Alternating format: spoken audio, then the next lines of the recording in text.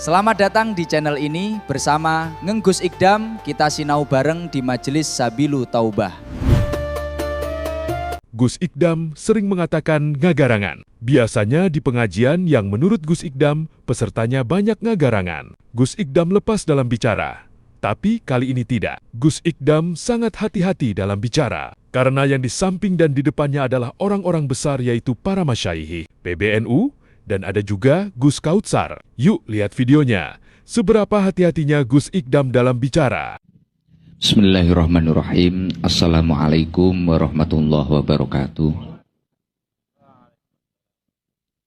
Alhamdulillahilladzi khalaqa wa kafa. Wassalatu wassalamu ala sayyidina Muhammadil Mustafa wa ala alihi wa sahbihi ahli sidqi wal wafa. Amma ba'du, fala haula wala quwata illa billahil aliyil azim. Hadratul Qurama, para alim, para ulama, wabil khusus Profesor Dr. Kiai Haji Said Akil Sirot, mugi-mugi beliau senantiasa pinaringan kesehatan dohiron wa batinan, dan semoga kita semua mendapatkan barokah ilmunya beliau. Dan yang saya hormati gus-gus saya, guru-guru saya dari Al-Falah Ploso, wonten panjenenganipun Gus Fahim, Gus Abdurrahman Al-Kautsar, Gus Salam, dan yang saya hormati Gus Helmi Zaini, Faisal Zaini, Ustadz Yusuf Mansur, Ibu Ida Fauziah, dan yang saya hormati semua. Yang jelas saya yakin kalau ini beda dengan jamaah saya. Saya itu biasanya kalau ngaji itu bilang jamaah saya itu nggarangan, tapi di sini tiba-tiba terkunci otomatis. Dan ini Mas Helmi ini paling hebat. Saya itu nggak pernah pegang mic di depan gus-gus saya, baik itu Gus Fahim maupun Gus Kautsar. Jadi ini sangat terpaksa sekali. Tapi yang jelas saya tidak berani apa-apa. Yang jelas di NU itu enak. Hidup, berangkat ngaji, nggak berangkat ngaji, kita mendapatkan doa. Mesti doakan gitu. Jami'il muslimin wal muslimat. Ini itu NU itu. Setiap habis sholat gitu. Kalau lihat lainnya NU kan nggak, wong salaman saja takut. Jadi NU itu enak. Mati pun kita juga didoakan. Didoakan. Bahkan orang buruk pun dimandikan. Enek sing ngopeni. Jadi kalau ini memang semasa hidupnya ada yang belum baik, tenang aja. Pokok panjenengan NU insya Allah keramut sampai mati. Dan terus mendapatkan doa insya Allah. Makanya saya itu enak.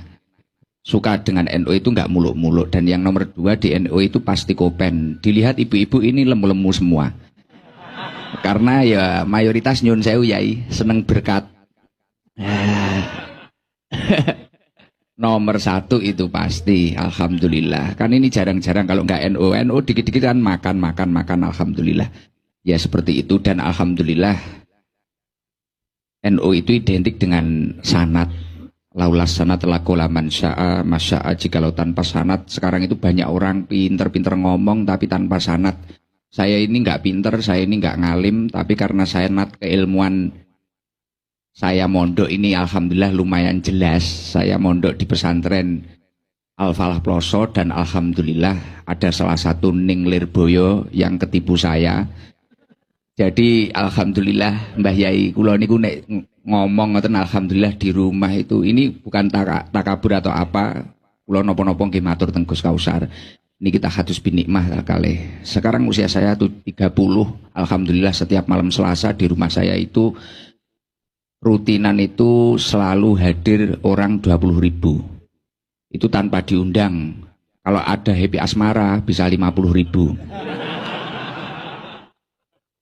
Itulah adab santri terhadap gurunya. Sebenarnya Gus Ikdam tidak mau bicara. Namun karena dipaksa, maka Gus Ikdam pun akhirnya mau. Semoga Gus Ikdam tetap menjaga adab dan selalu mengagungkan ahli ilmu. Ya. Nggih. Lah itu semua karena barokah sanad keilmuan. Karena barokah sanad keilmuan. Makanya kiai-kiai NU itu dari dulu ya gitu, kelihatannya doanya saja nggak begitu jelas, ngeremeng, tapi ya barokahnya luar biasa karena segala sesuatunya itu ada sanad keilmuannya. Tidak perlu kita yang dake-dake, yang sulit-sulit. Jadi di Jakarta ini metropolitan, jangan sampai panjenengan semua ini takut salah memilih pengajian, salah memilih ustadz. Yang paling penting dilihat dulu sanad keilmuannya. Itu identik ciri khasnya NU itu ya seperti itu. Bahkan tadi di mobil saya juga ngobrol, matur, nyun izin, gimana saya itu ngajinya kok dikit. Sebagai santri Al-Fatihah Ploso saya sangat malu, ngaji saya itu dikit. Santri-santri Ploso itu yai-yai besar itu ngajinya kita besar-besar dan banyak-banyak. Saya itu cuma dikit ngajinya. Semisal hadis ya 2 hadis, 3 hadis gitu sudah, lainnya ya nyanyi. Tapi kok beliau-beliau ini wis gak masalah, wis pancen yo iso ngono wis terusno Mas. Pemorodo kenceng-kenceng nggih mboten saged nggih alhamdulillah. Kiai NU itu selalu menenteramkan, menyenangkan, bahkan selalu memberi peluang orang yang memiliki kapasitas apapun bisa khidmah. Tidak semuanya harus ilmiah. Mungkin yang bisa hafal Quran, mengadakan semaan Al-Quran. Mungkin yang pejabat kayak Bu Ida, pripun yang ngopeni gus-gus ngeten niki. Nah. Ya kalau saya ini ya orang baru kenal. Saya kesini ya nggak minta apa-apa. Cuma ya itu pantes sih. Enggak. Ini kelihatannya sudah mulai bahaya Yai. Ya kersane beliau mawon Gus kula nggih bahaya kula. Kula mengke malah jenengan andapne teng Monas malah bahaya Gus. Weh mboten ajrih kula. Tapi nggih niku wau di NU itu seperti itu. Dan ini PR kita semua kalau sampai di kota besar ini NU juga bisa besar. Dan kita itu bisa menjadi pelopor kerukunan, perdamaian, penebar agama yang rahmatan lil alamin, yang tenang, semua kalangan bisa masuk, insya Allah luar biasa. Dan ini PR ibu-ibu niku, jadi jangan pernah minder. Ini loh yang kudung-kudung hijau-hijau ini loh, yang gemuk-gemuk ini loh. Lah, jadi di NU itu semuanya kangge kabeh, yang bisa masak payu, yang bisa nata acara payu, yang bisa payu semua. Oh iya. Bahkan saya tadi di istana itu mayoritas ya yang bisa nata acara istighosah itu ya orang-orang NU. Pas pampres ya keringetan tok semua itu tadi. Foto sama saya aja. Dan alhamdulillah saya juga gusnya NU. Pun saya sudah kehabisan akal ini, pusing. Ya itu tadi PR-nya untuk Bu Ida aja. Sekian dari saya, semoga ya Allah, ini saya yakin ini manjalasa aliman faka'na mazharoni, itu dawai Kanjeng Nabi, sapa wonge sing zaroh kepada orang alim ini banyak, ini orang alim ini beliau ya Allah. Buya Said ini idola saya, Gus Kausar, Gus Fahim, Gus Salam, Ustadz Yusuf Mansur, kita seakan-akan ini duduk bersama Rasulullah Shallallahu Alaihi Wasallam. Ya semoga ngopi santai ini besok kelak kita lanjutkan di surganya Allah dan bersama Rasulullah Shallallahu Alaihi Wasallam. Dari saya, nggih, kula mboten wantun niku kalimat garangan mboten wantun nggih. Nggih, garangane teng Jawi mriku. Nggih, pun dari saya cukup itu saja. Wo, dekengane kursat. Ya itu pokoknya. Bocoran. Lah itu tadi barokah sanad itu. Seperti saya bilang dekengannya pusat itu nyun sewu Yai.